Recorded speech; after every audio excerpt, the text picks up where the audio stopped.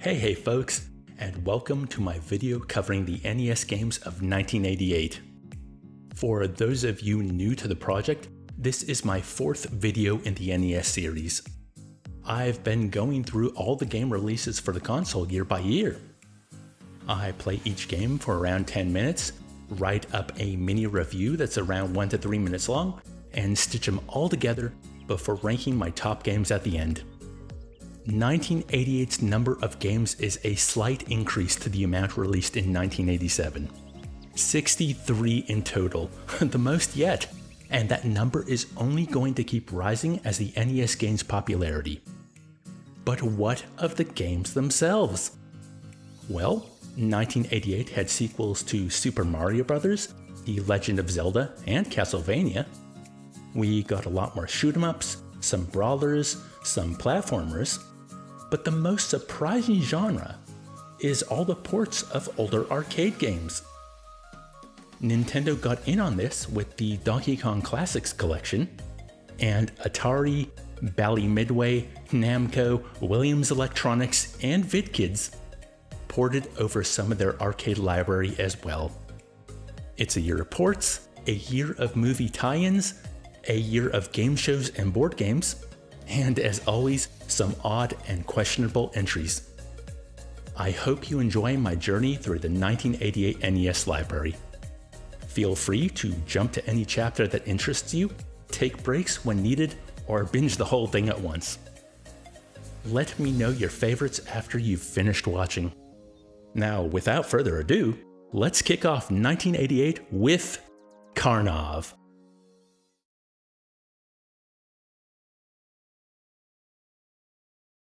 When I was a kid, I remember finding Karnov funny because games didn't star fat guys. But I don't remember much past the pillars on the first few screens. I now know why. If I wasn't using the auto-fire, I don't think I would have made it past stage 1. The enemies you cross paths with take a lot of firepower to put down. And while Karnov can take 2 hits, those hits come quickly. One cool feature to help mitigate this is the abilities Karnov has at his disposal.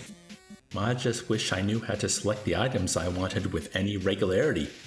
Some of them, like the bomb or the landmine, seem to be selected when you move back and forth, but then others like the ladder or the wings seem context sensitive to areas where they'll be useful. I loved finding a shield before the first boss. It made the fight trivial as I had already upgraded my firepower. Another interesting thing is that there are multiple routes through each level. When I died flying right into the boss in stage 2, it spawned me underground. I couldn't seem to outmaneuver the tricks and traps of that area, needing a continue to start anew in stage 2, and fly lower to the ground to take the lion and its owner on even footing. I gotta say, despite how fragile Karnov is and how the auto-fire feels mandatory to enjoying the game, I loved the variety of enemies, items, and traversal. In stage 3, I got to fight a fire-breathing Tyrannosaurus Rex.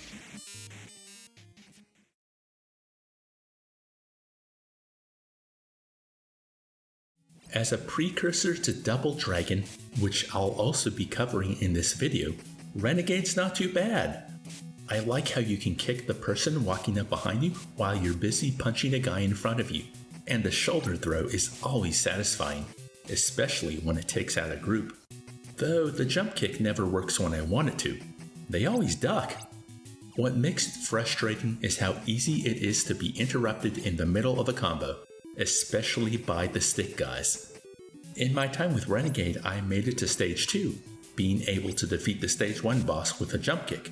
Just far away enough to not trigger his grab move, but close enough to be able to follow the kick up with a few punches. The new foes in stage 2 were harder, and they had bigger sticks. I had no chance.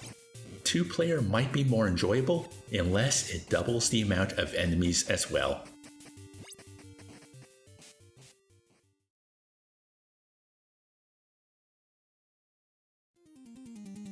Wow, it's good to know my muscle memory is still there after all these years. Contra was one of my favorite games as a kid, and there was a time where once a month I'd boot up the game just to play through it again. I even started being able to get a chunk of the way without the infamous Konami code. No way was I going to attempt that today. Good news, everyone! I think it's still excellent. I mean, sure, I got caught with a stray bullet far too often, and it caused me to lose the awesome weapon I had equipped, but I chalked that up to being out of practice. I remember being able to take the spread gun through most of the levels, only starting to struggle from the snowfields onwards. That's where I got up to today. I still love how inventive the level design is, how different each stage is, and how the bosses are mechanical yet alien. And that creep factor only increases the further the game goes.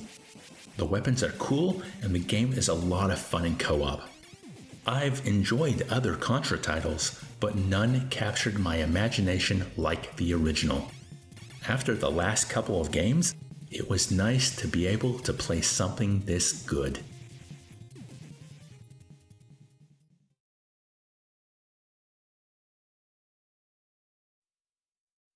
Oh cool! Commando in the Wild West!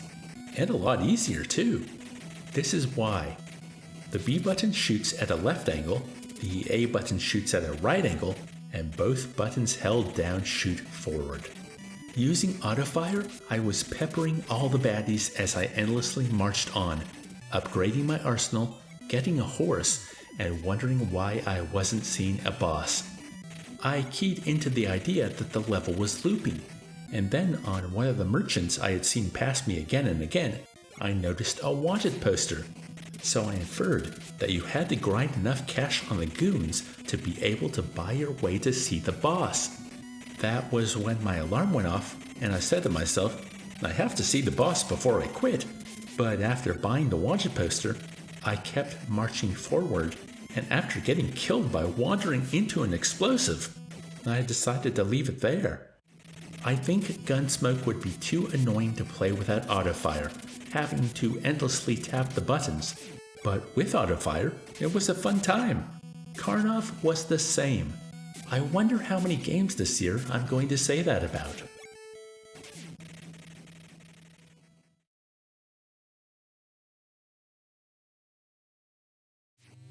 Oh, this is fun.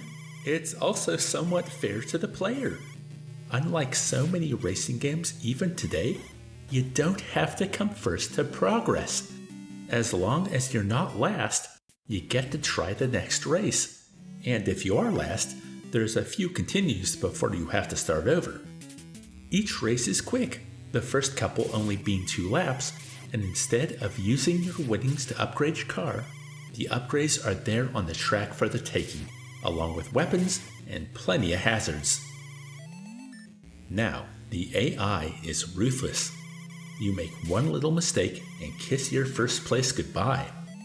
It wasn't until right at the end of my play till I looked down and saw the outline of the racetrack at the bottom of the screen. In an earlier race, I lamented that the turns are so sudden that unless one played the track before, they'd have no idea what's coming next. Turns out, all I had to do was look down. Whoops! Despite that, it feels that with enough knowledge and skill, coming first on every track and upgrading the car to its fullest would be child's play. What a great example of an early console racer.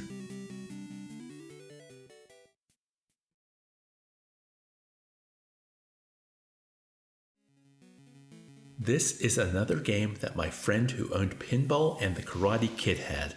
Yes, I'm going to keep bringing them up and listing the games as we go along. As a kid, I loved T&C Surf. And like I imagine most players, I learned how to get good at the skateboarding, but couldn't work out how to survive more than a few seconds surfing. The trick with the skateboarding is knowing when to hold back on the controller during a jump to carry the board into the air with you, and when to just jump on your own. I have no idea what the trick to the surfing is, but I used to. As a teenager in my emulation days, I somehow learned how to surf and could play both games to a competent level. Coming back all these years later, I found myself decent at the skateboarding, but I could not find whatever magic I had all those years ago to make the surfing work. At least right at the end, I could see the pier. I was getting close. I still find it amazing that a surfwear company made such a cool video game. It looks and sounds great, and it's fun to play once you get the hang of it. Part of me wants to leave things here, and part of me wants to keep playing the surfing game to see if I can rekindle what I once had.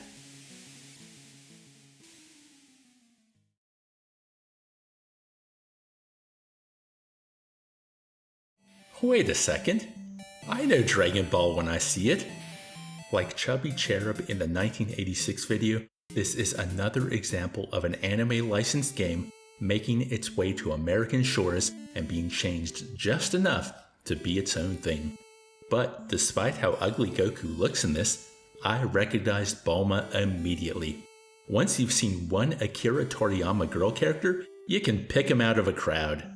The funniest part of this localization is that instead of Bulma trading a shot of her panties for Master Roshi's Dragon Ball, she gives him her sandwiches. And he's surrounded by them. The sprite just turned upside down. And the cutscenes interrupted the gameplay a little too much for my liking. What makes it worse is the cutscene music. Not that the level music is much better, but the constant shifting back and forth was really weighing on me.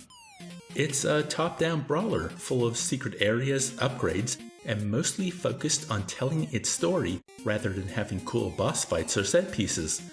Maybe that changes later on. Eventually, I wasn't able to get enough health pickups and ran afoul of whatever this is. Yeah, I find the ways they localize Dragon Power far more interesting than the game itself.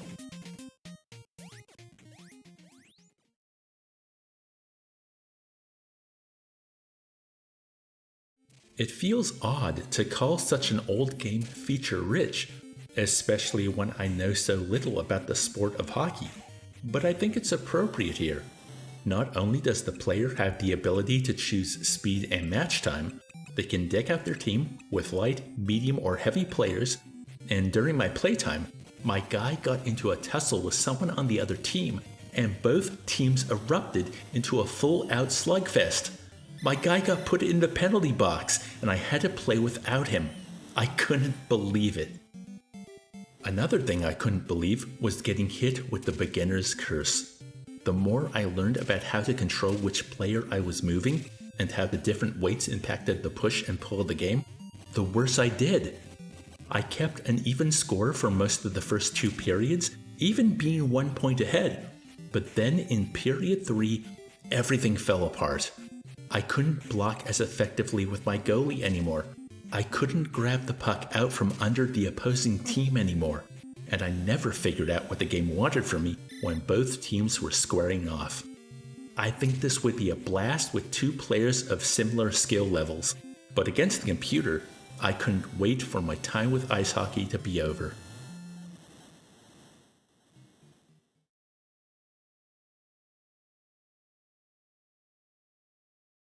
Whoa, this is a bloody light gun shooter, the type that would litter the arcades in the early 90s.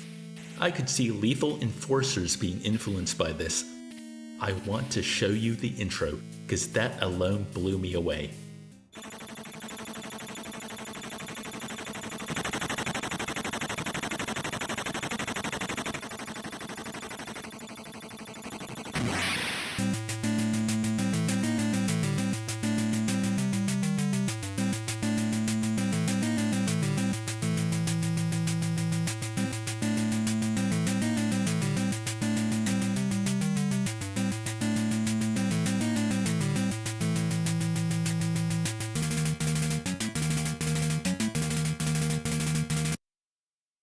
I love the music, I love the way it looks, and there's enough character in the enemies, the hostages, and how they fall from the plane doors to be entertaining.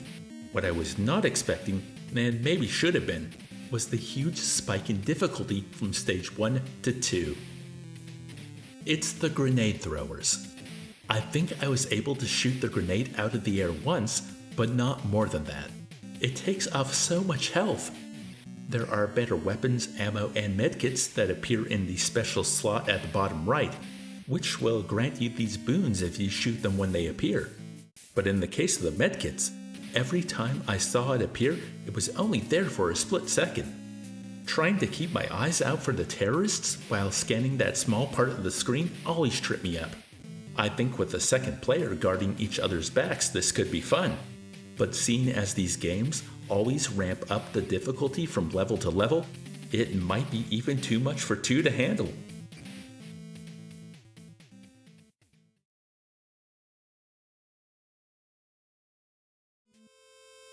I never know what to expect when loading up an NES game I've never played, and that's just as true for sequels on the platform. Ikari Warriors wasn't as fun as I remembered it being, and I was honestly expecting more of the same with some slight gameplay tweaks. Ikari Warriors 2 Victory Road is a whole different game. Well, okay, the core gameplay is the same top-down run-and-gun fare from the original, but this looks a lot different, has synthesized voice clips, and we're fighting giant insects and aliens. What is this, Earth Defense Force?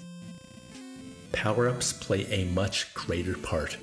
There are multiple weapons we can pick up, and it looks like the more you collect, the stronger they are. I experimented with the bazooka, but honestly I should have kept with the boomerang. Hold down auto fire, face a bunch of directions, and lo and behold, everything dies. Well, everything except the first boss. I held my own for a while, but if it grazes you, you're gone. And there's only one life. Thank you, try again. Oh, and even on an emulator, this game has some egregious loading times. Audio-visual flair always comes at a cost. I think I like this better than the original just for its presentation alone.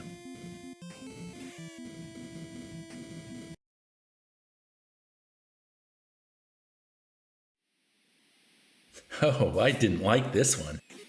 I felt more at ease with 1985's baseball, but I was not at ease with 1985's baseball. It was easier to score hits in this game, but the stiff pause between hitting the ball and seeing where it went was always nerve-wracking. And when it was my turn to field, my guys were never where I wanted them to be. There was one time where I swear a line drive went through a fielder and I yelled, "Catch it!" at him.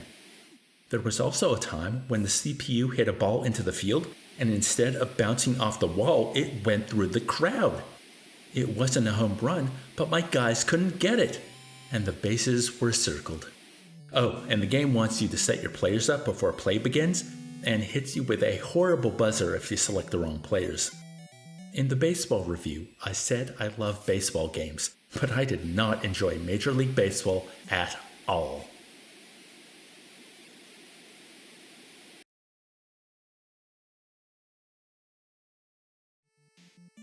I used to play City Connection over at a friend's house in my 20s. He loved yelling "cat" whenever the cat appeared on the screen, and I would swerve to avoid it. Good times. That cat is a menace, but it's all part of what makes City Connection so unique and entertaining. You know that expression, painting the town red? Well, here you're painting it white. With your car. If the cops get in your way, shoot an oil barrel at them and bonk them off the road. What I love is the car has such tight handling. It's difficult to make a hairpin turn to paint the edge of a platform without falling off it, but it can be done. I have the marginal success rate to prove it. There are balloons to collect for extra points, and the music's not too bad. I love the globe-trotting feel of the backgrounds in each level too. This is just one of those games that feels good to play. I love how the car handles, and painting the town is so novel that I never tire of City Connection.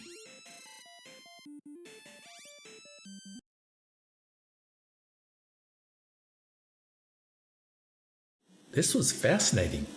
It's like Zelda 2, but this came out before it. There are sections where you talk to characters and it advances the plot, and then you go out in the wilderness and you level up killing wildlife, while searching for the next character moment. The music is nice, but it shifts too much from screen to screen.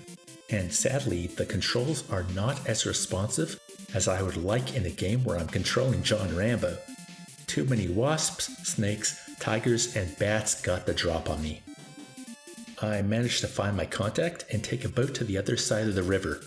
I like how some screens use elevation to their advantage, and how the player can move north and south on markers, as well as the general moving to a new screen on the left or right.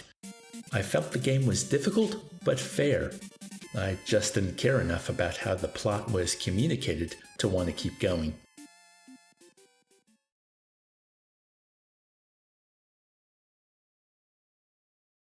Another game where the music gives me the nostalgia fuzzies. What a theme song. Strong brawler too. Like Mega Man, I prefer Double Dragon's sequel to its original NES outing. But also like Mega Man, here I see a strong foundation from which to build. Considering Renegade also came out on the NES this year, the brawler has come a long way already. These games are definitely built for co-op, but I had a lot of fun punching and kicking my way through scores of street baddies. Remembering all the little tricks from playing it with my friends as a kid. Climbing the ladder to punch the whip ladies as they climb after you. Being able to walk up the wall before the first boss room. And of course, using the conveyor belt and bottomless pit to your advantage.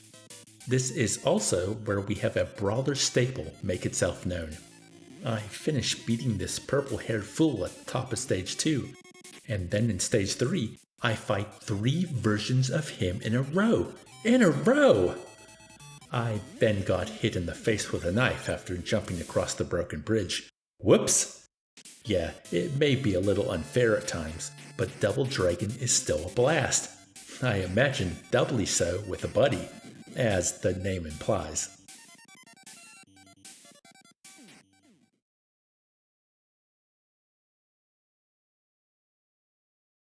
Oh, I did not like this, and that saddens me.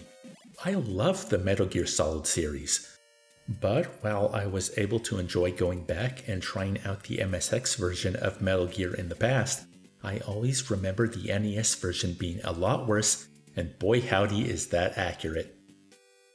The only fun I had in the entire game was the first time seeing the infamous "I feel asleep" on the second screen, and when he says that, the Z's go away and he wakes up. Great job, game! Near the end, I was getting used to where I had to go and all the little tricks to get past each screen. But because failure sends you back to the start, the trial and error is so monotonous. I'd be more forgiving if there was greater checkpointing, but this is what we have. Oh, and the guards respawn each time you examine a truck. I mean, yes, you keep everything on you when you continue, so you only have to look in the trucks once. But wow, that's cheap. I guess I was expecting better, and those expectations being shattered made this the worst game I've played in 1988 so far.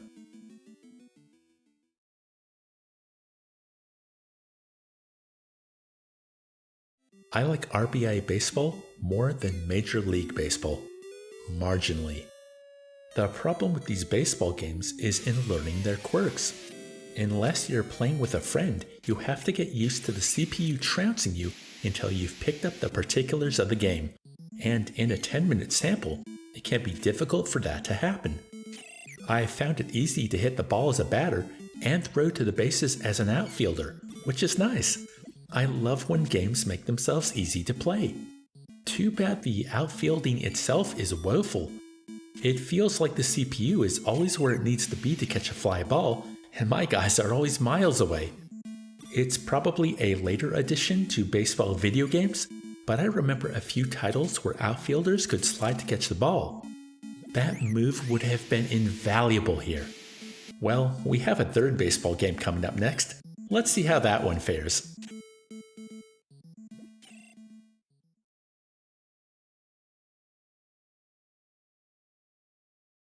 Oof. This was my least favorite out of all the baseball games. The issue is the perspective. When it comes to pitching and outfielding, the game is great. I like the unique angle of play, and by the second inning, I was adept at fielding and passing the ball for quick and easy outs. batting, however, is a f***ing nightmare. If they swapped the camera and the batter was closer to the screen, I think it would work. But as it is, I could never judge when to swing my bat. There was also this weird thing about not being able to move the batter around. I hit the ball once, and it wasn't a good hit. Most of the time I struck out just trying to get to grips with what the game wanted from me with the screwed up angle. It just goes to show that while something can look cool and different, it doesn't always translate to a better gameplay experience.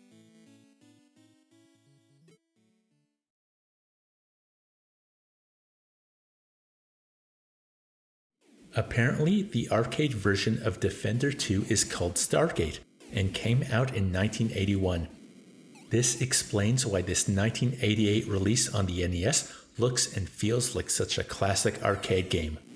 It's unforgiving, but through tight controls and engaging design, I found myself saying just one more turn, no matter how many times a stray bullet caught me or an alien ship warped into my face. As this is an arcade game, points are what's important. Each wave tasks us with clearing the screen of enemy ships, but if you're after that high score, what you want to do is wait until the green ships kidnap one of the humans chilling out on their lonesome rock.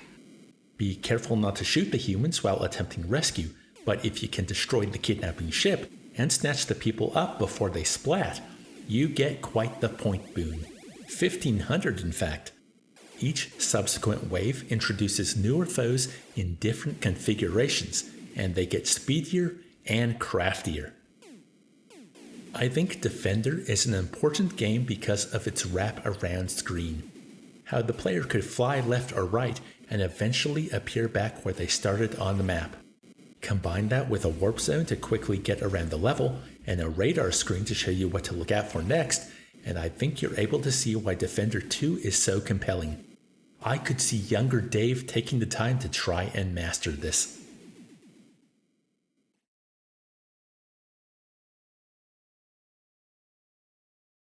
At the start of this NES project, back in my 1985 video, I said I would only be covering officially licensed NES games. So that meant no Tengen. Why then am I playing Gauntlet? Well, it turns out that before Tengen bypassed Nintendo's security chip, and thus the need to license their games through the big N, they released Gauntlet in an official capacity.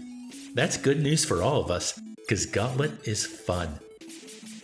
It's a dungeon crawler. Choose a fantasy archetype and go exploring floor after floor, searching for treasure and fighting for survival. You start with a lot of health, but it doubles as your hunger and slowly ticks down. Getting hit shaves chunks off of the numbers, and food replenishes them. I must have played a lot of Gauntlet in my formative years, cause till this day, when I'm really hungry, I'll say to myself, Dave needs food badly. Now some levels have monster generators, so if you're too slow exploring or getting to them, the level ends up crawling with foes, which stresses out the poor NES hardware. There's also 8 degrees of movement and attack, but diagonals have always been iffy on a D-pad. Some rooms have time limits, some have traps, and some have secret entrances. And that's the game. Survive, get keys to open doors, find the exit, and get as much treasure as possible. It's a great co-op experience, but I was enjoying myself just as much in single player. I'm glad it was officially licensed, so I was able to cover it in this video.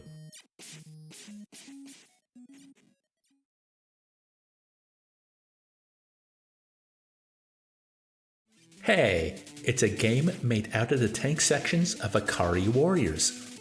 The ability to mow down all the little infantrymen was always as horrifying as it was satisfying. The real challenge comes from the enemy tanks. It doesn't take long for them to show up in force, and while a machine gun can take them out, it's best to use the cannon. I think the cannon is aimed wherever you shot last with the machine gun, but I could be wrong. I found it best to keep it aimed at the top of the screen, maneuvering to get a good shot in.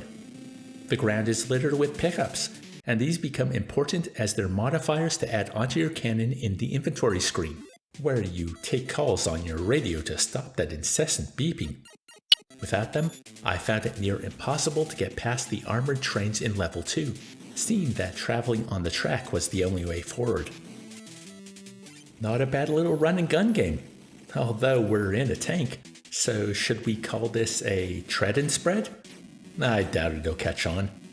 Pretty good as one of these types of games goes, but as I'm not really a fan, let's move on.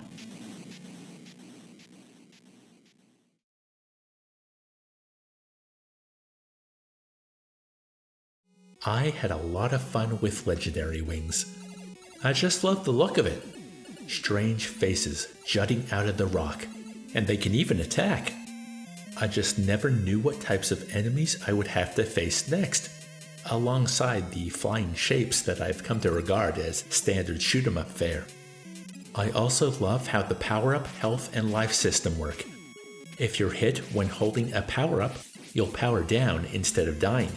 And if you do die, you fly right back out the bottom of the screen. The downside is that a lot of the tougher enemies require firepower from 3 power-ups or more. And while I was able to get to that level of attack, I was never able to keep it for long. I couldn't even fight the boss until I dispatched the statues outside his palace, and just getting through those purple bastards took the entirety of my time with the game. Oh, and then the second level turns into a side-scroller. Fascinating. I love the look and feel of Legendary Wings, and the music's not too bad either.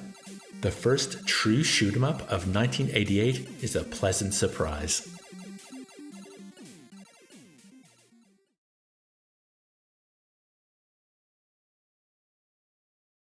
Remember the trouble I had playing Gradius? Go back and check out the 1986 video if you don't. Life Force is the same idea, but more friendly. The same upgrade system is in place, where the player needs to hoard upgrade tokens to afford the power-ups further along the tree. But at least here, the intro section has so many sets of these simple-to-shoot creatures that it's easy to power up adequately before the game starts playing with you. Sadly, once you die, you have to build up your power all over again, and boy did I die. The walls grow. That's the main culprit, but then you have to shoot through membranes, and sometimes they heal on top of you.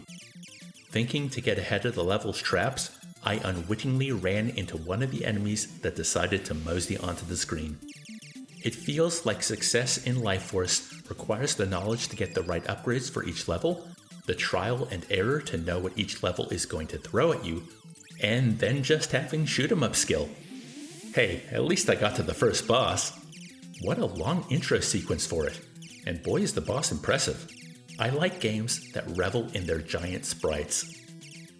Life Force is a solid shoot-'em-up, but coming right off the heels of Legendary Wings, I was feeling a little flatlined.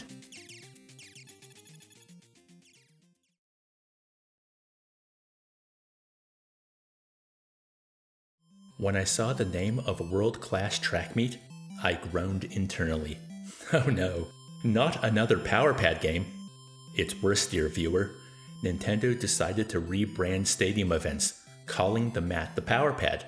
It's the same game I couldn't work out how to use emulation for in the 1987 video. So let's move on. Don't say I'm not thorough.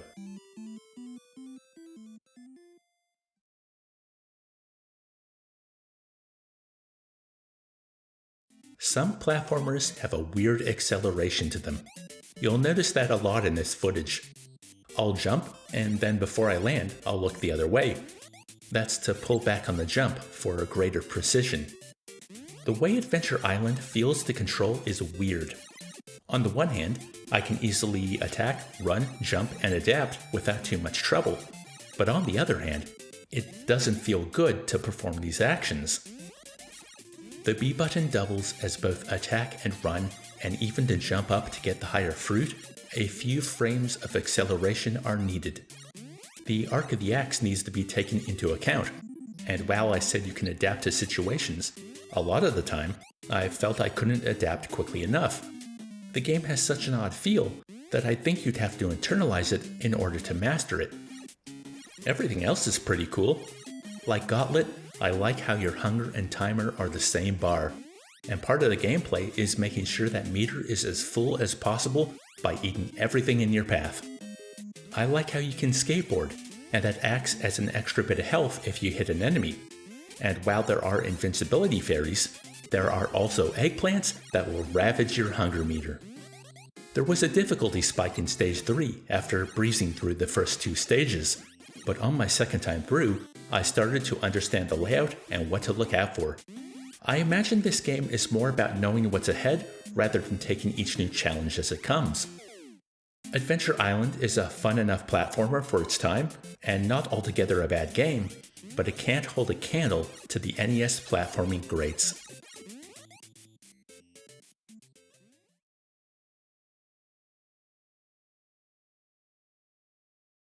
Another arcade classic ported nicely to the NES. In my Atari video, I said I never really liked Space Invaders, but I do enjoy all the little twists other developers put on the game to make it their own. Galaga's seems to be that the alien bugs fly into formation from off-screen, and then after a little while, if you haven't defeated them, they fly at you, reappearing at the top until you or they are no more. There is also an element of precision in how the game records how many shots are fired compared to how many enemies are hit, displaying your ratio at the end. It was a moot point for me since I was keeping the autofire held down. The aliens become faster, some will shoot and some will dive bomb right when they appear. Extra lives are earned through points, and extra points are earned if you can knock out a whole formation in one go, though this might be relegated to the bonus stage. I really liked Galaga. I got a little further each time I played, and it remained challenging and engaging. Some of these old arcade games have still got it going on.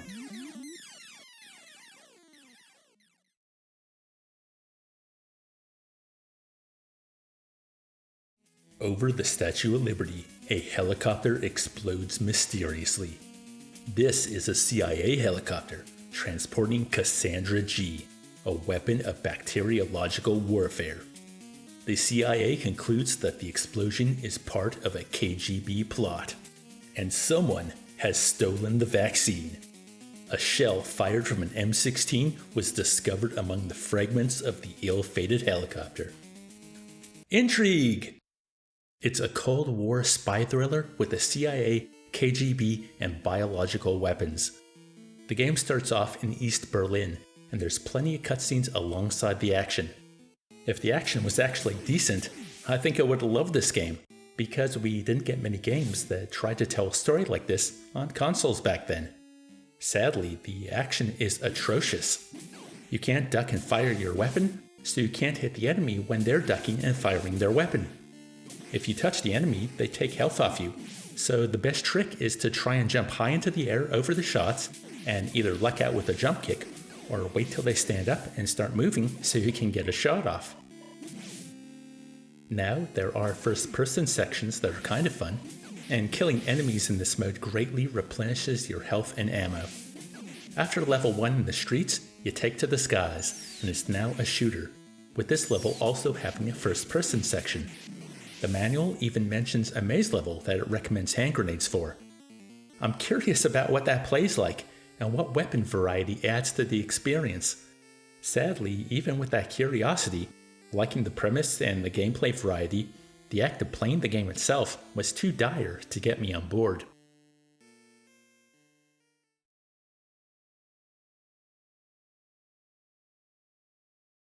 Jackal is smooth. Once again, trusty autofire helps me out. The machine gun will always shoot up no matter what, while the grenades will lob in whichever direction the Jeep is facing. The goal, aside from getting to the end of the stage, is to break into the POW camps and rescue soldiers. If you rescue a flashing soldier, the grenades will be upgraded to missiles, and then missiles with a blast radius. Turrets and tanks will of course be quickly taken out with explosives, but a barrage of machine gun fire does the job as well. It's whichever tool works best. Like whether it's best to shoot the little guys, fire an explosive in their direction, or make them go squish. I also like the level layouts. how it's a lot wider than most games of this nature, meaning that there are different paths around enemy formations. Part of why I enjoyed myself so much is that I found Jackal easy to play and make progress in. What can I say? I enjoy a smooth experience. Things ratcheted up in difficulty in level 2, especially the boss, but I was still having a great time dodging enemy fire and returning volleys of my own. It also helps that the music in Stage 1 is amazing. Alongside Contra, Konami are bringing in their A-game in 1988.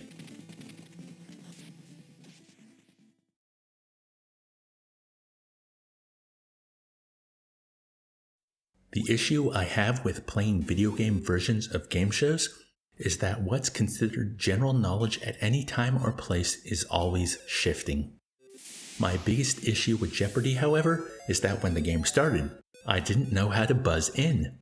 I missed a few easy questions because the same button that selected my game mode and category didn't allow me to answer.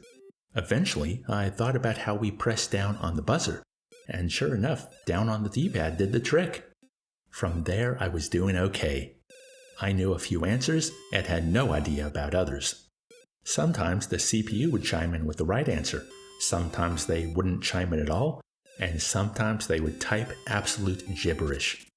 I also worry about not typing exactly the right thing, as I know such games don't offer leeway for spelling mistakes and omitting words. I breathed a sigh of relief when it accepted Great Wall, and I didn't have to add of China. Anyways, pretty good home version of a popular game show. It even has the theme.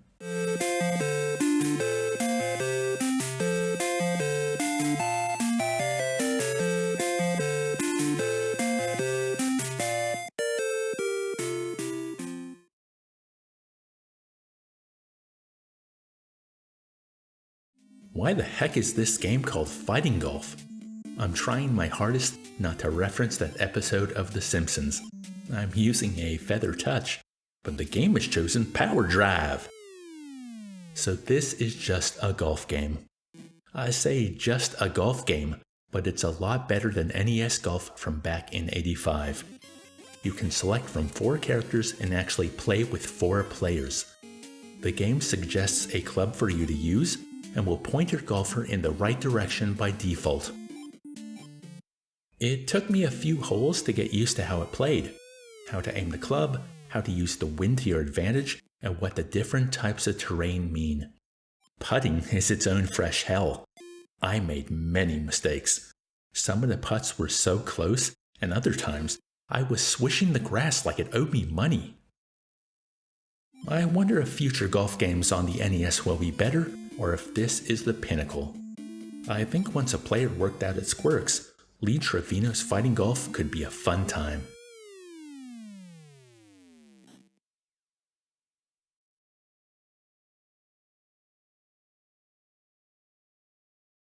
Milon's Secret Castle? Milon's Secret Castle? Let's go with Milon. I know this game by reputation. It's a game of secrets. Your bubbles can shoot hidden blocks to reveal all manner of items, cash, keys, and doors. Where are these secrets? Well, that's up to the player to discover. Oh, and like every puzzle game of this era, there's a bunch of monsters roaming around. They're easily defeated with bubbles, but they also respawn after a couple of seconds. I initially thought things weren't too bad. It's easy to farm hearts to keep my life up, and it was cool working out the right way to travel in the second stage. The problem is that once I left that second stage, I had no idea what to do next. I bought a potion from the shop, but I didn't know what to do with it, and the hints were useless to me.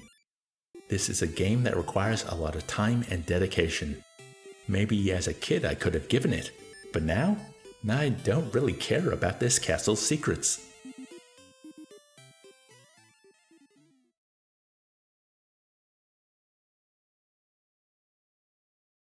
I love the game of Wheel of Fortune, but boy, this is a bad representation. Especially after playing Jeopardy. I think there's a lot to say about having a character stand in for you and your opponents. When it's only the wheel and Vana, the whole experience feels detached. As for the game itself, It's competent. You can choose spin strength, and it's easy to select letters and solve the puzzle. Although it is rather boring waiting around when it's not your turn. Again, something that could have been somewhat alleviated by having characters like Jeopardy did. I know there are a few more Wheel of Fortune games on the NES in coming years. Let's hope they have a little more pizzazz to them than this one.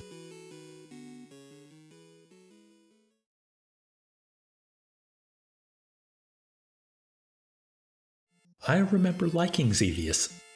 I think it's the geometric shapes, the angular color-filled design of the landscape, and having to fire both in the air and on the ground, timing the fall of the bombs. I had forgotten how brutal it is. It can be difficult to spot incoming fire amidst the chaos erupting all around. Most of the time when I got hit, I didn't see it coming. This is also one of those games that sends you back a ways each time you die. I was starting to get my bearings, gaining more ground, coming across rotating 3D rectangles until I finally made it to the first boss. I had no chance. There's too much to pay attention to, and here I was, dumbstruck by the size of the machine before me. I don't even know if it was possible to power up my weapons. I got a couple extra lives thanks to all the points I accrued trying to attack everything I could, but it felt like I was always on the back foot. How Xevious.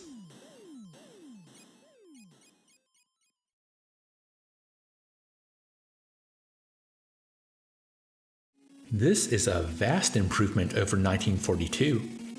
For one, the sound effects don't make me want to claw my ears out. You can upgrade your plane, and autofire makes blasting fighters out of the sky a breeze. Shooting all the red fighters will drop power-ups that change when shot, and will either give you a special firing mode on a timer, or increase your energy, which is depleting in the bottom right corner. Using the special weapon and getting hit depletes this as well. It adds a resource management seasoning to shooting things out of the sky, which is a nice bonus as this looks, sounds, and plays fantastic all on its own. I like as I play entries in certain genres how I can see novel ideas being iterated on and combined. I look forward to seeing how the shoot 'em up continues to evolve.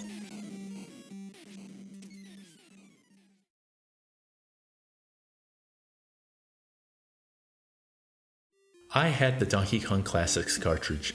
It's amazing value. If you go back to my 1986 video, not only will you hear my thoughts on both Donkey Kong and Donkey Kong Jr., but I ranked them highly. I thought it would be unfair to rank them again in this video as a duo. They'd crush the competition, or maybe they wouldn't. Regardless, this cartridge was a great purchase back in the NES days, and I spent many hours happily playing both games.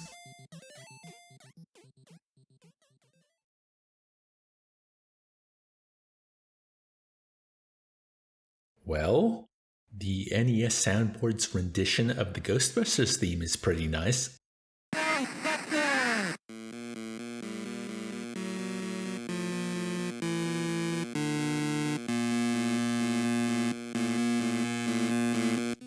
That's all I got, folks. This is definitely a game that would have benefited from reading the manual. You have to go to the Ghostbusters HQ before heading to the shop to buy the right items, all before you can capture your first ghost. Each of these sections is broken up by a long driving segment, where you have to avoid incoming traffic and collect the oil barrels. If you run out of fuel, the car pulls over on the side of the road and is pushed towards the gas station. If you can't pay for gas, game over. I spent 99% of my time driving, only getting to bust ghosts right at the end. And wow, that was just as underwhelming.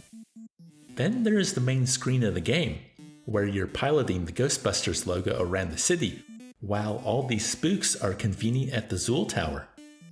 I can appreciate how different and interesting this is when thinking about what a Ghostbusters game would be like, but I did not enjoy any aspect of playing it.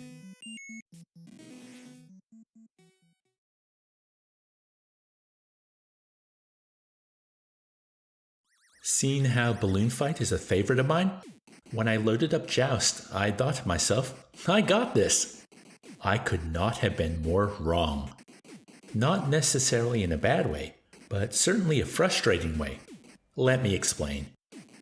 I have never played a game with such slippery physics. It's like you're controlling a pinball coated in bacon grease. The grease is weighing you down, cause damn does it take some tapping to gain altitude. And I couldn't rely on autofire, because if you bounce into anything above you, you'll careen violently off the surface or enemy. It is nigh impossible to regain control, and I think that's where the joy of the game lies. It's an early arcade game, and while difficult, sometimes fiendishly so, it always seemed like learning its nuances and gaining mastery was feasible. Near the end of my time with the Joust, I was gaining some understanding on how to make my lumbering chicken acquiesce to my demands, but I still didn't know when making contact would score a victory, a parry, or defeat. And boy, have I never played a game where I could lose all my lives in such quick succession.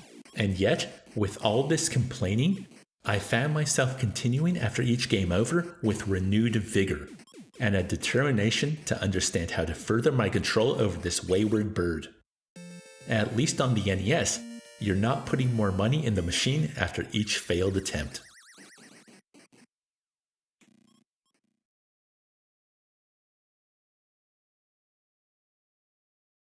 What an odd game!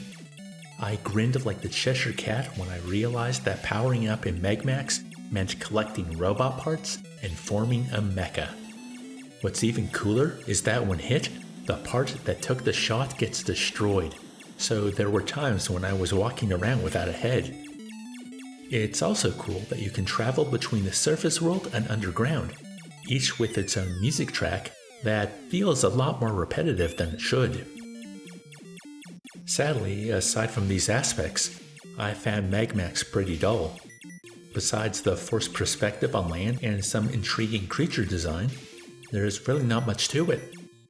It's easy to shoot the incoming enemies and avoid their fire, for the most part, and while the boss was engaging, it took forever to get there. The levels are stretched way too long.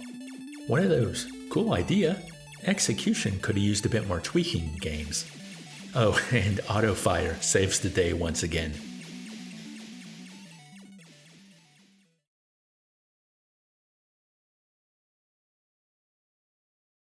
Mickey Mouse? Wait, eat this bullshit. Sorry. I had to include one reference to my favorite Game Grumps episode.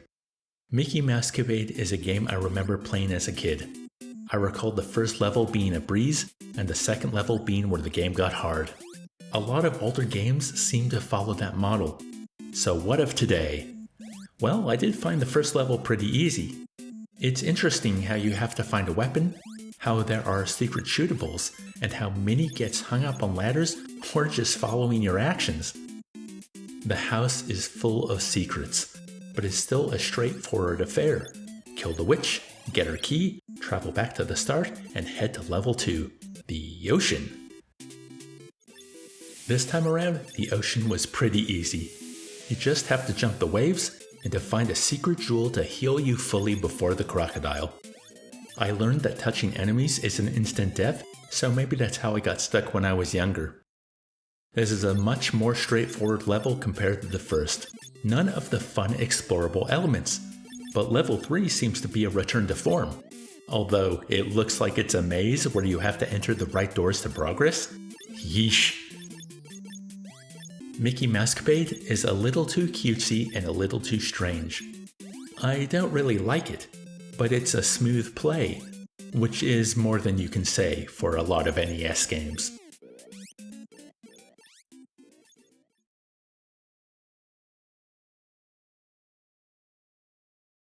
Damn, and here I thought Galaga would be the best Space Invaders clone I ever played. Millipede is another gap in my early arcade knowledge. I've never played it, and man, I had no idea what I was missing out on. It's one of the great things about this project, how something can become a favorite almost immediately. My favorite thing about Millipede is its chaotic nature. I was holding down autofire and trying to pelt the incoming arthropods. They change direction when they get hit, turning into what I guess are supposed to be plants. Shooting a segment will create 2 millipedes and their movement is erratic thanks to the stage layout. Another novel idea is the gray section at the bottom of the screen. You have full movement within that area, which helps a lot if any of the millipedes make it to the bottom. I think Millipede is more a defensive game than an offensive game. In my first few tries, I was letting the autofire take care of itself, dodging the spiders that would appear all too often, as well as the airborne insects that dive bomb you after a certain point. I was plowing through the waves, but I never had confidence in what I was doing. As the games went on, I started to hang out in areas where I saw a millipede get caught up on the level geometry, and I knew I'd be able to eradicate it completely. Even in this short time with the game, feeling overwhelmed, I started to notice ways I could, as the saying goes, shoot my shot. I love how Atari is porting over their arcade classics. As simple as they can be, a well-designed game should still be fun no matter how many years pass, and boy do I feel that with Millipede.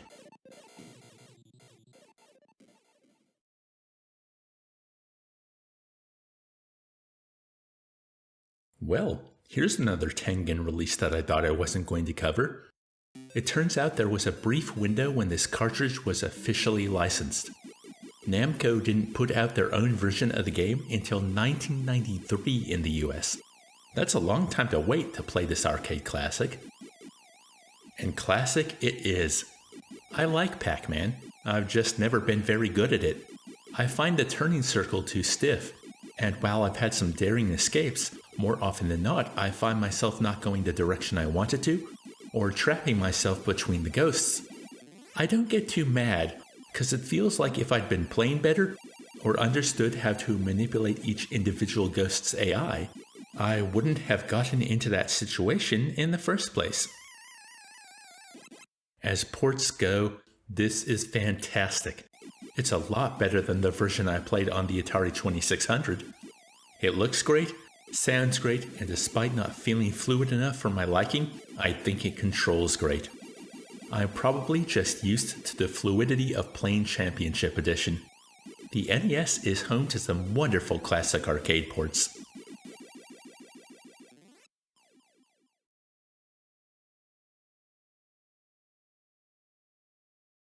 Another game with voice clips. 1988 is showing off. 15 all. It must be a big ask for the hardware because the music cuts off completely when the referee yells out the score. I found the look of Racket Attack a little off-putting. How the framing of the court is different when serving, and then there's a hard cut to a closer angle. I don't like how the players look or their animation. I wonder if the colors are associated with the names you pick from at the start of the game. Because look at these names. Look at them. I, of course, chose Gibco. The computer chose first. Third base. I will say that it plays well for a tennis game. I was getting trounced, but that was because I either got in the way of the ball or was too close to the net and had the ball hit over my head. The game punishes multiple presses of the button in a row, so mashing the hit button isn't a strategy. I never figured out how to choose or aim a shot, but I started to be able to score points, and I even won a couple of games. That was exciting. This seems to have more to it than Nintendo Tennis, and I could see myself playing more of it, but I prefer my sports games to have an arcadey look to go along with their arcadey feel.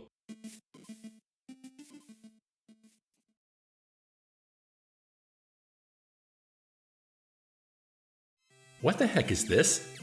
Some kind of Tron cycle shooter? The music's great. I especially love the little interlude after the main section of the track, when I survived long enough to hear it. It took me a while to work this one out.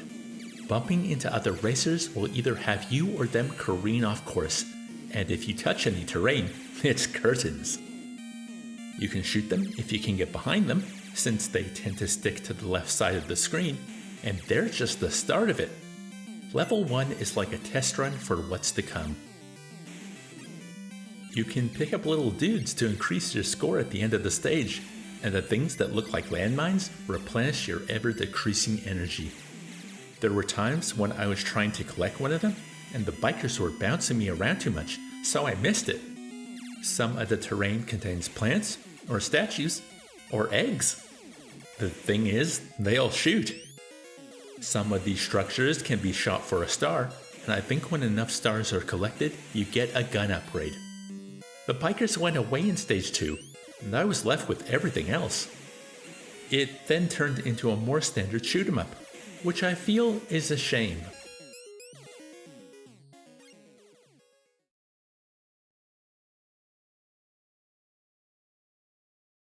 I remember renting this once or twice and playing it with friends. It's cool to hide booby traps and get one over on your opponent, but that joy's not there when facing the computer. My main issue with the game is that the B button is for everything. You have to press it to cycle through all the traps you're holding, and then it shows you the map before emptying your hands. The reason you don't want to just put a bomb under every piece of furniture, which worked quite well for me on the lower difficulties, is that every booby trap has a counter, and the CPU and a friend would wise up to your strategy given enough time.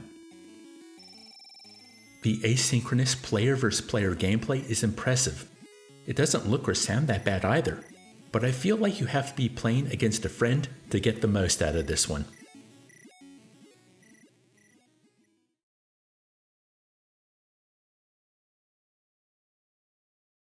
Super Mario Bros. 2 was one of 2 games that came with my Nintendo Entertainment System, the other being the Super Mario Bros. Duck Hunt cartridge. My friends and family always wanted to play Super Mario Bros., while I wanted to play the sequel. By now, we all know that this is different to the sequel that Japanese fans got, but I'm glad we got it. It's so full of life and intrigue. Getting to choose from 4 characters with different strengths, being able to ride on enemies, to pick things up and throw them, the Nega Realm, and how learning the secrets was not only about alternate routes, but where in the level to drop the flask. There's so many fascinating changes. Just for old time's sake, I felt I needed to warp to World 4 with its icy platforms, rocket ship, and Shy Guys riding flamethrowers. Returning to the game after all this time, I see how odd all these elements of the game are, and yet they somehow coalesce into an experience that still evokes wonder and joy as I play it all these years later. Nowadays, I prefer the purity of Super Mario Bros., but I'll always have a soft spot for how different yet enjoyable the sequel is, and the kicker, to me at least, is it still feels like a Mario game.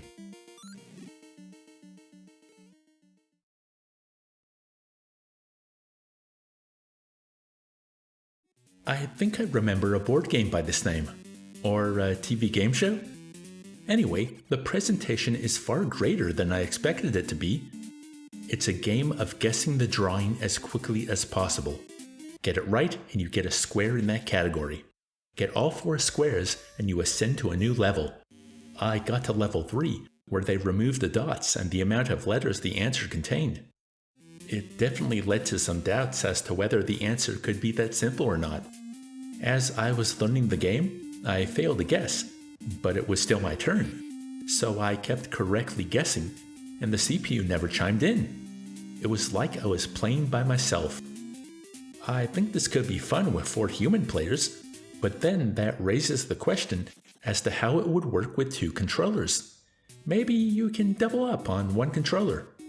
Anyways, this is pretty neat for what it is, but it's not something I'd want to play again.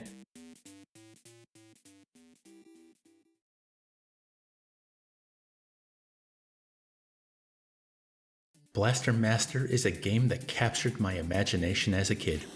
A tank on wheels, shooting bursts of fire, jumping around, and then at the press of a button, the driver can get out. And there are top-down shooter sections where the driver gets to power up his weapon. Incredible. I must say, it still looks stellar.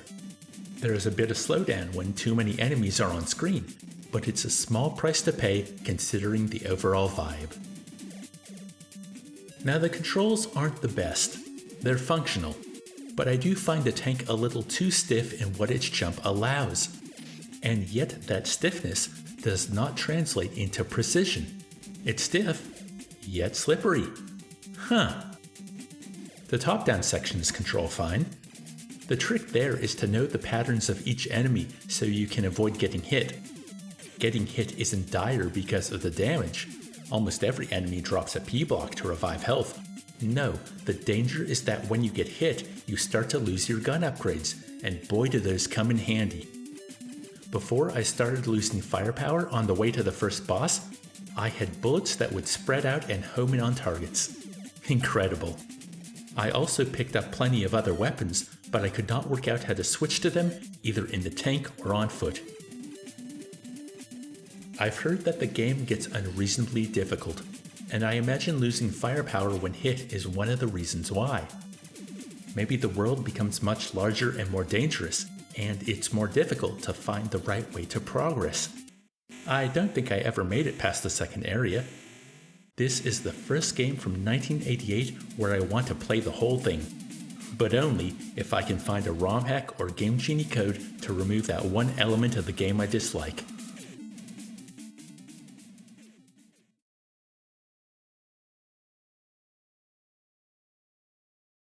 Too many folks online have joked about how catchy the Bobble music is and how it gets in your head. The worst part is, they're right. I played a lot of Bobble with friends growing up. It might be one of the best co-op games on the platform. Simple concept, fairly low stress to play, and if you both run out of lives, just continue and pick back up on the level you died. There's so many levels, and most of them are amusingly put together. What would always stop my runs was a level in the mid-40s or so, where to succeed, you had to have perfected bubble bouncing. The ability to jump on top of your bubbles without breaking them. There was a section in this playthrough where I needed to do just that to escape a pit I'd fallen into. I managed to get out by holding up when I was jumping on the bubbles, but maybe like the cane in DuckTales, the bounce has to be timed. Regardless, I got into a zen state playing the game again. As catchy as the music is, it faded into the background as I was stiffly controlling my dragon, trying to pop all who opposed me, turning them into fruit, vegetables, or jewelry. What a terrifying power!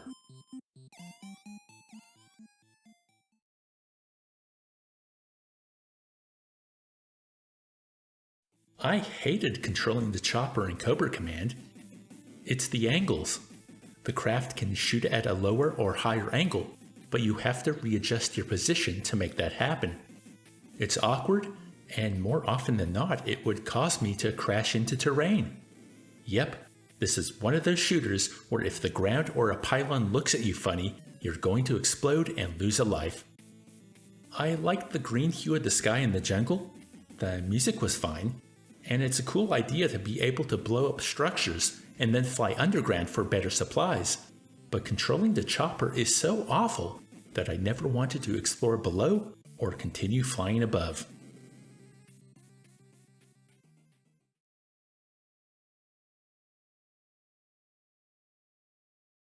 Ugh. At the start I thought this was kinda cool. House of Horrors, multiple weapons. I could dig it. Then I played it. The enemies respawn immediately and take killing a handful of times before the respawns stop, at least for a little while.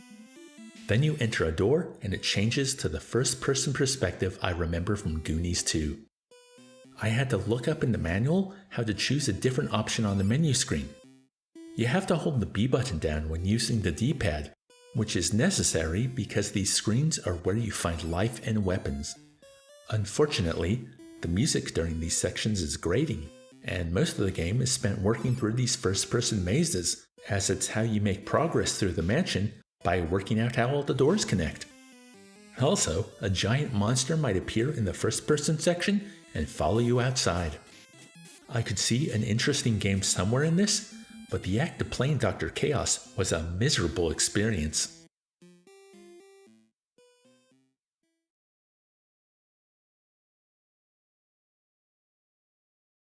Another Power Pad game. I think you know all of these are going to be short. At least this one had the computer doing something. I couldn't get my guy to move properly during the skateboard race, despite thinking it was a cool concept, so once again we'll be moving on.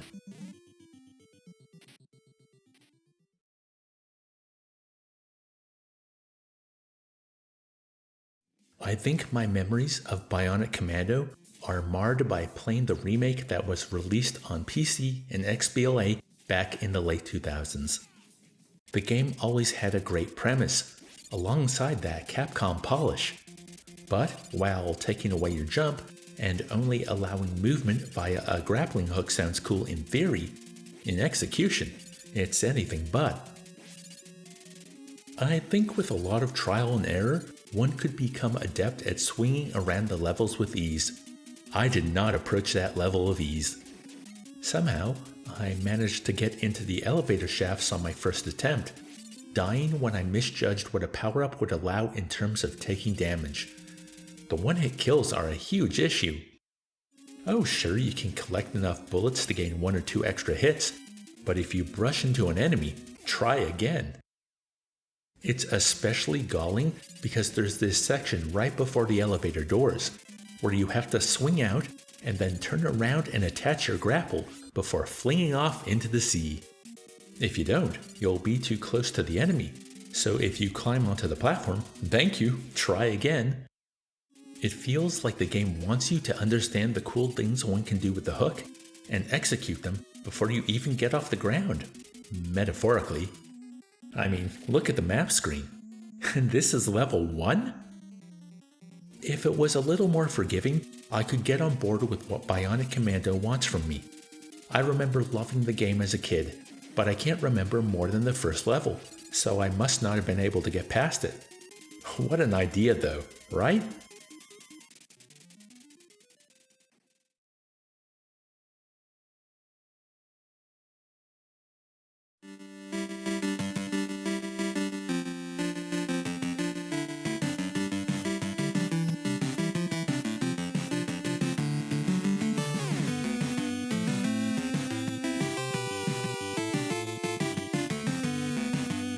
This is the best sports game I've played this year, which is funny because it seems to be an audio-visual showcase more than anything else. The digitized voice is constantly making its presence felt, there's music cues everywhere, and each goal scored ends with a lengthy victory dance. Blades of Steel is reveling in how it looks and how it sounds, but how does it play? After fumbling around with it for a few minutes, it plays fine. I can pass the puck to my teammates and take shots towards the goal with both buttons. One thing I wasn't sure of is how to change which character I was controlling, or how to take the puck away from an opponent without a fight breaking out. What is it with hockey games and simulating fights? It's a lot more advantageous here than it was in Nintendo's ice hockey. If you win the fight, you get to keep moving forward without that pesky opposition. As I'm not a fan of hockey, I found the game playable, entertaining to look at and listen to for a while, but it didn't wow me. And don't think I didn't hear those track and field cheer sounds at the start of the game, Konami.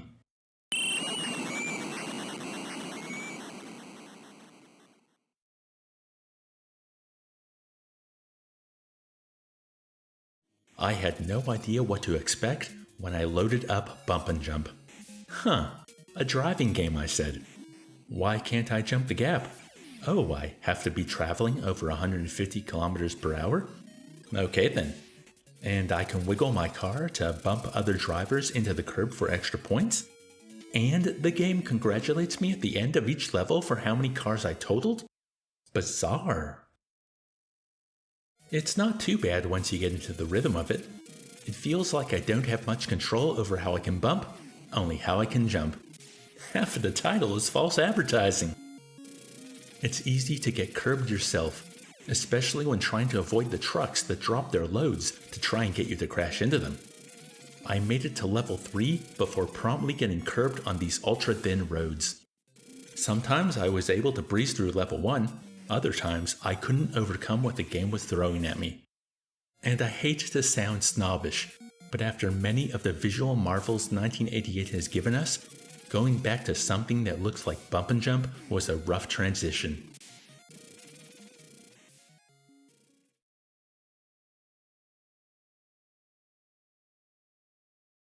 Okay, so this is another game where conventional internet opinion is not what it's cracked up to be. I liked my time with Simon's Quest. It's Castlevania with a bit of an adventure game flavor. I'd say RPG because I was grinding hearts to buy things in town, but I wasn't gaining experience, so I don't think it qualifies. I liked talking to folks in town, going out exploring, realizing I might be in over my head, and then it turned to night and everything was harder to kill. Yeep. There was a palpable relief that washed over me when morning broke. I loved the look of the game, and the music is as fantastic as the first entry. Now, I know Castlevania 2 has obtuse hints thanks to its localization, and it does seem like a difficult game, so if I were to continue, I'd likely want a walkthrough or one of those rebalancing ROM hacks. That's to say that if I spent a lot more time with the game, maybe I'd agree that the internet is right, but at the moment, I like what Simon's Quest is trying to do.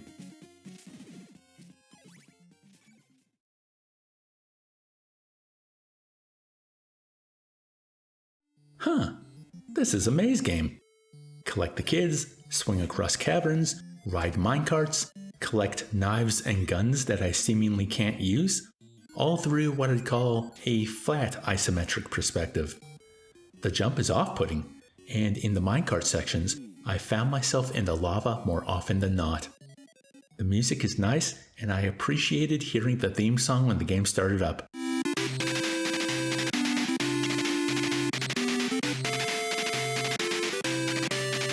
But I never really knew where I was headed or what I was doing. Definitely a step up from the last NES game I played based on a Steven Spielberg movie, and I appreciate coming back to life near where I just died, and the game allowing me to continue in the same place as well.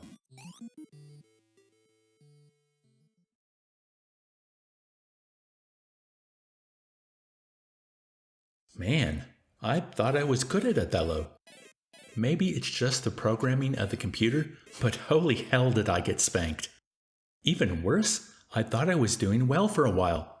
I was getting cocky, thinking, of course I'm wrecking this CPU on its easiest setting. But it looks like it was playing moves ahead. In what felt like an instant, a couple well-placed tiles completely flipped the game board. I was obliterated. Othello lets you play a new game with the same settings, which is nice, and I thought because I knew what I was in for, things might be different. Oh, they were. It spanked me long before the late game this time. Decent port, but maybe I wasn't as good at Othello as I thought I was.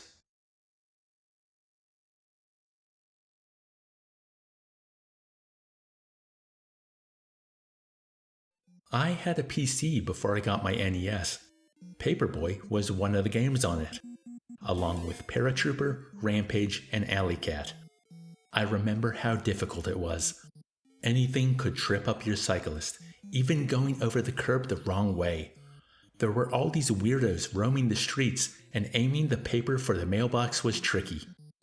This time around, I cheered every time I got a paper in the mailbox. I laughed when I accidentally threw it through a window, and I sighed every time I failed to avoid an obstacle. The Grim Reaper shows up in level 2, and I pelted him with a newspaper both times. I like how you have to deliver to the right houses, and the ones you miss cancel their subscriptions in the next stage. If only the bike wasn't so stiff to control. I'm sure there are strategies to avoid every type of hazard, but some of these hazards are woefully unfair given how the bike maneuvers. Still, I had a fun time revisiting such a unique game.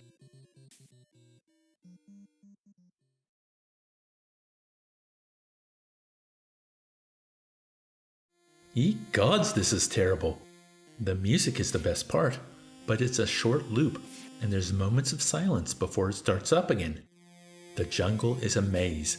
Trees block your path, and you have to hold up or down to travel to new screens. Enemies walk in from the left and right, pop up from the ground, and jump down from the sky. If anyone touches you, it counts as a hit. You can jump and duck, but nothing felt good.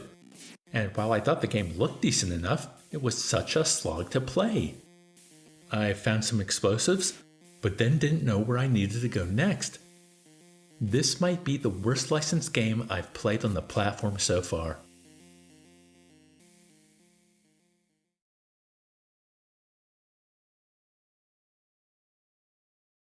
I had this one on my PC as well. That version allowed 3 players, the third being a giant wolf, but I think you needed more than one joystick. I remember playing both the PC and NES versions for a long time with friends. It's one of those great games to play co-op, where the gameplay isn't too taxing, and you can just chat and enjoy each other's company while you're smashing the skyscrapers of every city in America. Well, that's at least true in the first stage of California. I found ample food and drink in all the buildings, and despite the pelting of explosives from army men and all the helicopters, health wasn't a concern. Then I hit Nevada, and suddenly everything is doing a lot more damage and top-ups are scarce. What kept me and my friends playing is that once dead, you could always just continue from where you've left off. It's an odd dichotomy. The difficulty ramps up quickly, but you can just keep trying over and over again on the same city until you beat it. As an adult, the idea of monsters destroying every city in America doesn't seem as cool as it did when I was a child. Not to mention, there's nothing to really distinguish one town from another, and that music was already wearing thin after 10 minutes.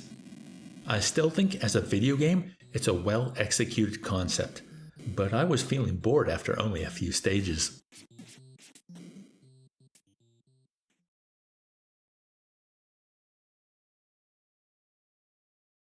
What an odd game! It's like Bomberman as a side-scroller. Bombs blow up shrubs and enemies, but our robot is also equipped with a blaster. Shrubs hide energy tanks and special weapons, which can be accessed via the select menu. Unlike Bomberman's bombs, these ones have a radius of impact, which comes into play when considering the robot's battery. It's continually ticking down, with 4 reserve tanks. These double as health, so getting in the way of enemies, bombs, or taking a swim will decimate the batteries in an instant. To combat this, there are energy tanks that can be equipped. It seems the game revolves around playing well, but also making sure the player explores enough to keep energy topped up. One attempt I found a few right at the start, but they weren't there the next game, so the fact that the drops are random makes things a lot trickier. Music is nice and I enjoy the premise, but it seems like this would be a difficult game to learn how to become proficient in.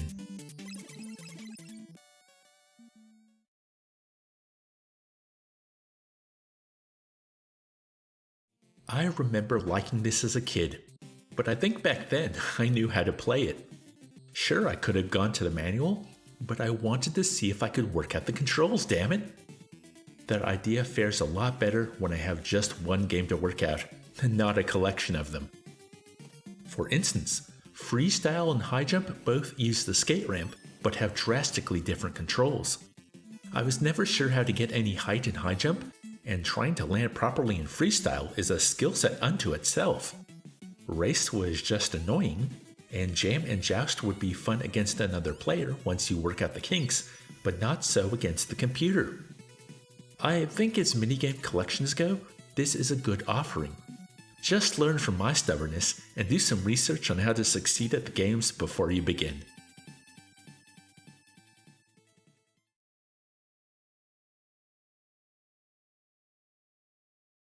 Xenophobe feels like it's balanced around split-screen co-op. This is because enemies keep spawning in the rooms I was in no matter how long I stayed there. Sure, I got to choose between a duck and 2 other players, but that's where the positives ended. Shooting and jumping felt terrible, as well as the annoyance of having to press down and A to duck. I mean crouch. Everything takes too many hits to kill, and it's rare the enemies will drop a health pack. I had a depressing time playing Xenophobe. If this is the experience alien life offers, You're damn right I'm going to be xenophobic about it.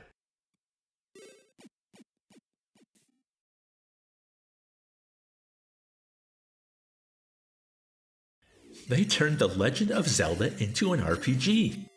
But only certain enemies give experience, and grinding seems like more of a pain in the ass than it is in many role-playing games, which is already a pretty big pain in the ass. 10 minutes of playtime didn't get me very far.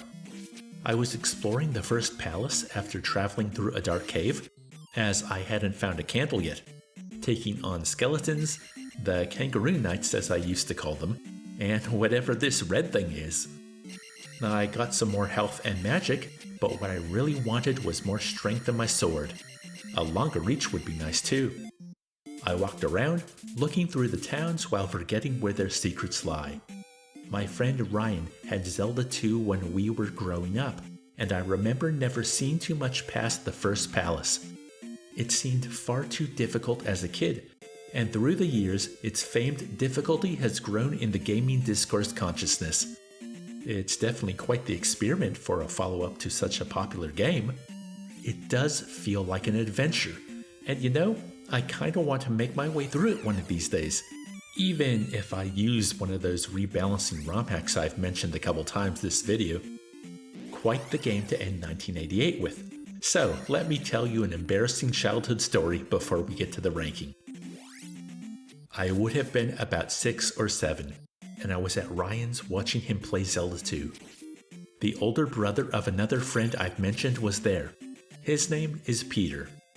Every time the player runs out of lives in Zelda 2, the screen shows a silhouette of Ganon laughing.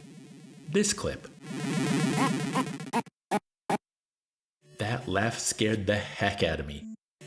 Well, Peter saw my distress and concocted a horror story about how Ganon lived in the woods that I would have to pass on my way home. He only came out when it was dark, attacking any children who were foolish enough to be alone near the tree line. Ryan went along with the story, which made me think it might be real, and for months I was terrified of being near the woods, especially at night. Later on, Ryan told me it was all made up, but when I think of Zelda 2, that's what comes to mind first, being haunted by a digitized laugh and a prank. Now let's get to the ranking. Okay folks, it's ranking time. For this video, I switched up the way I rank the games. The previous 3 videos had me ranking all the games against each other in one long list. I'd finish playing a game and place it where I thought it should go in relation to the other games I'd played. This worked for the 1985 and 1986 videos as they both had under 20 games. But for 1987 and its 53 games, it became a nightmare to find where to put each new entry after I got through about half of them. My memory isn't great at the best of times, and not recalling my thoughts on each title in the list is what led to such an entertaining yet inexact ranking system. Hence the reason for this small change. I'm still ranking the games the same way, but only after rating them first. I'm using a 5-star rating system. After playing a game, I rated it.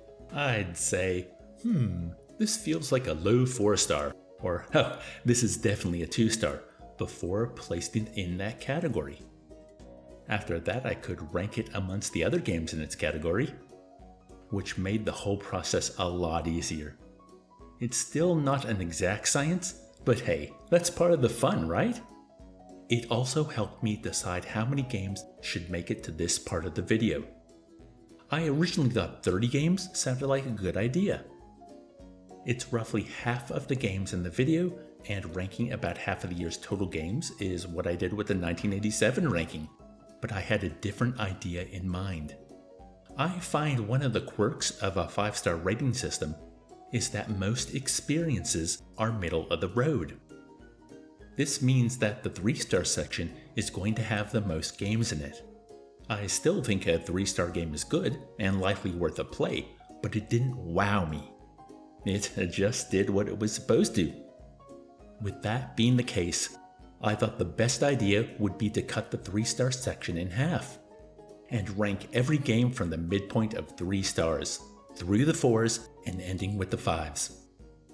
Coincidentally, when I counted up the number of games that would be ranked using this method, it turned out to be an even 30. What do you know? So, after that long spiel, getting us all on the same page for how this ranking of mine is going to work, let's count down my top 30 NES games from 1988. Number 30, Joust. Joust is mostly here because it inspired Balloon Fight. But still, the concept of piloting a flying ostrich that controls so haphazardly makes this a fascinating experience to play. Number 29, Karnov. It's a fat guy who shoots fire, the enemies are strange, and it's really cool to be able to use items to take alternate paths through the level. Number 28, Gunsmoke. Compared to Commando, this is a delight to play. The angled firing is odd, having to buy your way to the boss is odd, and the way the game keeps looping until you do so is odd, but I loved the Wild West motif. Number 27, Bobble. One of the best co-op experiences on the NES from this year, and maybe its entire library.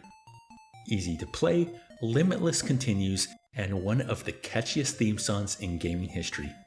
What's not to love? Number 26, Racket Attack.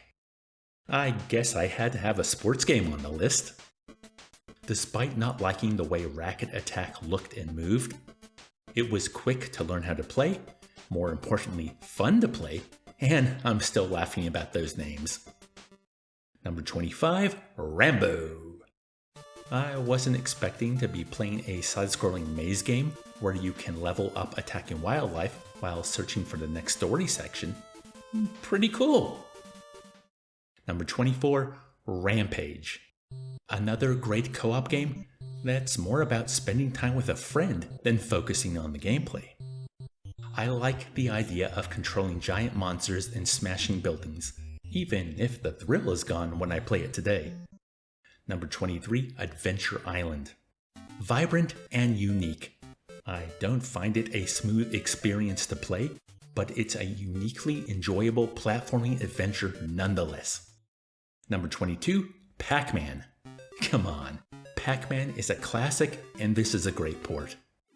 I've just never been any good at it, and I've been spoiled by my time with Championship Edition.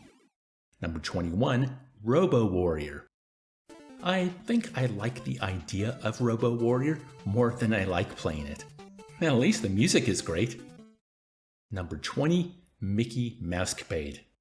The first level of Mickey Mousecapade is a fun encapsulation of a unique video game based off Disney's mascot. The game kind of goes downhill afterwards, but the promise made by that first stage still lingers. Number 19, Freedom Force. I think having an arcade-style light gun game on the NES is badass. Just like that intro. Number 18, Life Force. It's like if Gradius was easy to play, to a point. What's with Konami making games that devolve into body horror? I'm sure we'll see another such title on this list, Dave says with foreknowledge. Number 17, 1943, The Battle for Midway. Every time I see this title, I think that the Allies must have really wanted ownership of all those pinball cabinets. This is a huge upgrade over 1942 in production value, and adding an energy meter and plane upgrades makes the level after level of dogfighting all the more engaging. Number 16, Gauntlet. And to think I thought I wouldn't be able to cover Gauntlet.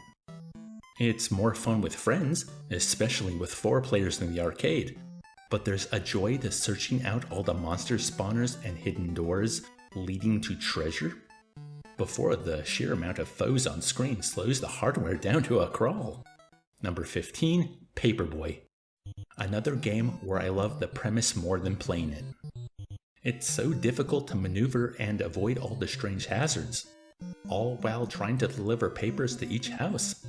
I'm amazed that such a mundane job was gamified into something this madly imaginative. Number 14, Galaga Demons of Death.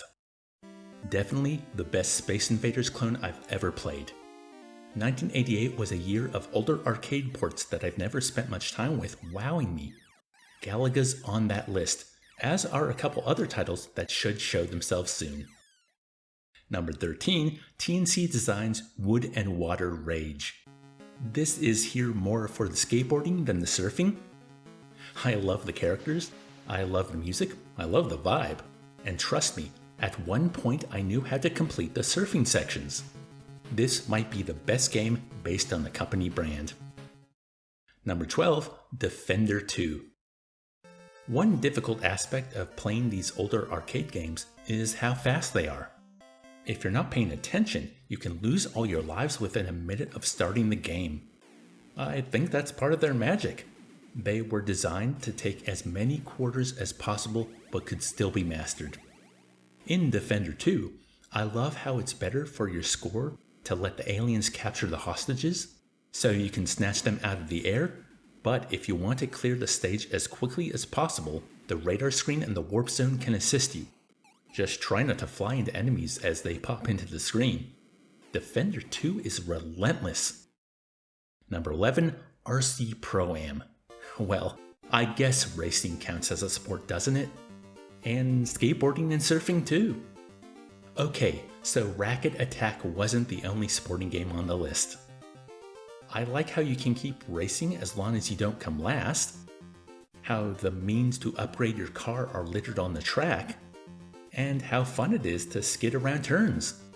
Playing RC Pro-Am as a kid might be why I loved rock and roll racing on the Super Nintendo all those years later. Wow, we've gone through 20 games already? Not a bad bunch, but now we've arrived at the top 10. These are the heavy hitters, folks. Number 10, Legendary Wings. Maybe I am getting one over to the shoot 'em up side, if the games are as inventive and well put together as Legendary Wings. I wish I had been able to play more of Level 2 to see if the game kept its inventive landscapes and enemies, because Level 1 is an amazing introduction of spectacle that had me taking a shine to Legendary Wings immediately. Number 9, Blaster Master. Blaster Master captured my imagination. A tank that can jump around the landscape, can blast all manner of strange foes, and allow the driver to pop out all tiny-like and enter a top-down shooter section with ever-increasing firepower. Sure, it's punishing to play, but the premise and production value more than makes up for it. Number 8, City Connection. This one's a personal favorite.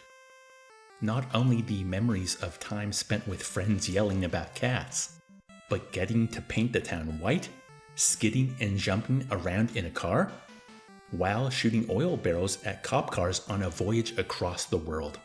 It's just great! Number 7, Double Dragon. I'm looking forward to being able to talk about its sequel in a future video, but the original Double Dragon holds up well. Great music, and while the platforming sucks, it feels great to wail on your opposition, especially with a friend. I once beat the arcade version of this with a buddy at a skating rink during one of those unlimited play sessions. Good times. Number 6, Castlevania 2 Simon's Quest. Taking the idea of Castlevania and putting it in a world that the player has to map out and explore is a wild concept. It keeps the same production value, and while the day-night cycle is disruptive, and it can be difficult to discover where to go next, it's a game I'd love to spend the time to complete. And now we've reached the top 5. Unlike the 1987 video, I don't think what made my top 5 this year will be as obvious. I'm kinda shocked myself. Lock in your answer for number 1 though. Let's see what games engaged me the most in 1988. Number 5, Zelda 2: The Adventure of Link. For the second year in a row, we have a Zelda game in the number 5 slot. Like Castlevania 2, Zelda 2 is a departure from the rhythms of play set down in the first game. There is experience points, magic spells, and while there's still an overworld, combat and dungeons are in a separate side-scrolling section. It's so different, and yet still compelling. Another game I'd love to find the time to push through and complete. Number 4, Jackal. I've never played Jackal before this project and it blew me away. I love how wide the levels are, creating decisions on how to traverse the space. I like the dual firing modes of the Jeep, the gun upgrades, and how it's linked to freeing prisoners. And like every Konami game, the music is stellar. What a lovely spin on the top-down shooter. Number 3, Millipede. Another surprise! I'd never played this or its prequel Centipede, and it's a testament to how fun some of these early arcade games are, that it shot up to near the top of my list after only a few tries. I love its chaotic nature and how I felt I was learning strategies on how to last longer, even if some games seemed to end right when they began. All that did was fortify my desire to try again, because the act of playing Millipede is so damn fun. Number 2, Super Mario Bros. 2. What a delight Mario 2 is. So vibrant and strange. It feels so unlike the Mario game that came before it, but still somehow feels like a Mario game. I love being able to select characters. I love being able to ride and pick up enemies. I love the Nega world and all its secrets. I love Birdo being the boss on most stages, and how inventive the level design is. Super Mario Bros. Took my number 1 slot in 1985. Super Mario Bros. 2 takes the number 2 slot in 1988. Will Super Mario Bros. 3 take the number 3 spot in 1990? We'll find out in a couple videos' time. And my favorite NES game in 1988 is Contra. There's too much nostalgia attached to Contra for it to not be my number 1. Well, there's that, and it being one of the best run and guns on the platform, maybe of all time. Like many NES games, it's better with a friend when they're not stealing your lives. But the levels, the weapon upgrades, and the bosses are all so varied and thrilling to engage with that I don't think I'll ever tire of it. There was a period in my tween years where I would play through Contra either alone or with a friend like once a month. It looks great, sounds great, and plays great. Truly a triple threat. And there we go for another year. Would you look at that? After a 3-year run, Nintendo is finally unseated in the number 1 slot. Don't feel too bad about them, folks. They did get 2 positions in my top 5, but this was Konami's year. Not only did they take number 1 and have another game in the top 5, but they had a 3rd game in the top 10 and a 4th in the top 20. The rest of the top 10 was taken by a varied bunch of contenders, but I want to mention Atari more than most, because their NES ports are fantastic. It's such a shame all that Tengen legal nonsense halted their relationship with Nintendo, because they had a great output in my top 30 this year, as did Capcom, Hudson Soft, and Namco. These rankings are always a lot of fun to put together, and I look forward to seeing what they look like in the 1989 video. We're not quite there yet, however, so let's wrap things up for 1988. In my 1987 video, I had a section in the conclusion where I speculated about what I wanted to see while covering the games of 1988. Let's see how I did.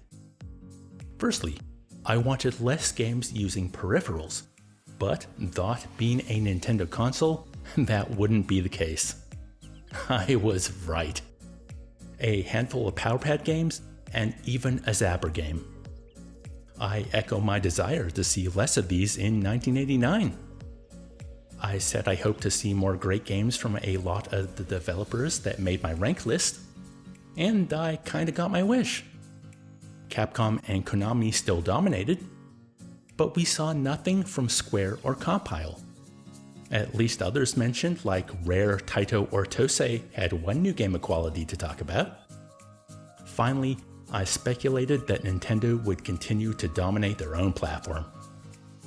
The strength of Super Mario Bros. 2 and Zelda 2 accomplished that, even if they didn't take the top spot, but 2 releases does seem rather light for them. I guess Donkey Kong Classics is a heavy hitter too, even if it is just a collection. You know, maybe this whole speculation thing isn't worth doing for 1989. I mean, my ultimate desire is I just want more great games to play. And the law of averages should be on my side for that. We're taking another huge leap in output for 1989. There were 97 games released for the NES that year. Yowza! I don't think the next video will be coming out before the end of 2024, but we'll see how I progress as the months go on. If you want to follow said progress, over on my Patreon, I write a monthly newsletter updating my patrons on how the videos are coming along. Usually talking about the games I'm playing in my spare time, and just life in general. This is on the $1 tier, but if you'd like early access to videos or to be thanked personally, there are higher tiers available. I also have a Ko-fi page for one-time donations. 1988 was ultimately a fun year of video games to play through. True, there were far too many Power Pad games, I think one is too many, and a lot of games of dubious quality. But I never knew what kind of experience I was going to get loading up each new title. Even the bad ones were bad in interesting ways. And a lot of games, even the good ones, were made better by having access to an auto-fire button. Basically, I'm saying that I still have an excitement for the project, despite an increase of games I'm not too happy to be playing. The good and great ones make up for everything else, and I'm taking this outlook into 1989 with me.